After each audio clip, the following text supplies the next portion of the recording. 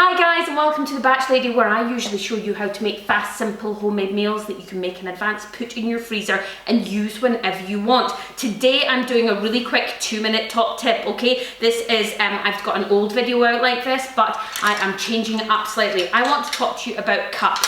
So everything that you do in my recipe books is all in cups because it makes it so much quicker. I also give you the usual grams, ounces, all that sort of stuff. So if you don't want to use cups, you don't have to use cup measurements.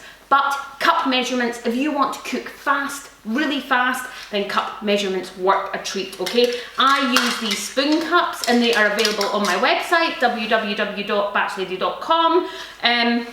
They're the same price as you get on Amazon. It just goes directly through Amazon, so don't worry, I'm not sort of making lots of money out of doing this, but they're really good cups. And the reason that I use these ones is you can use them as a spoon, so you can portion, you know, 1 cup of this, 1 cup of that into your bowl, use it as a spoon or in your pot, and then portion it back out. So 1 cup is 1 portion of spaghetti bolognese or chili, half a cup is a portion for a small child, that sort of thing, okay?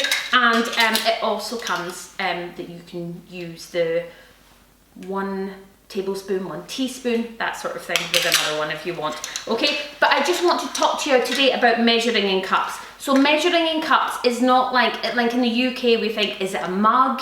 Is it a teacup? What is it? It's an actual measurement, okay?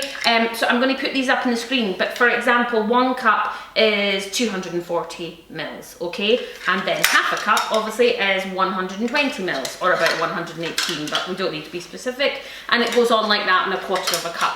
So they are a specific measurement. So it is worth, if you want to do recipes fast, getting yourself a set of cups.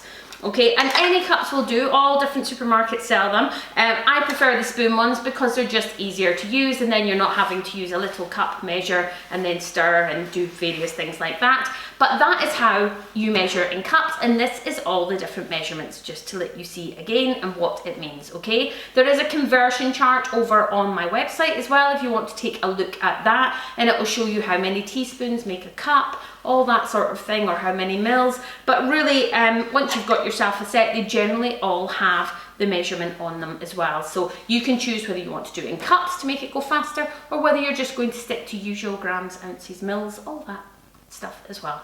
Thanks for listening to The Batch Lady's Basic Top Tips. Bye!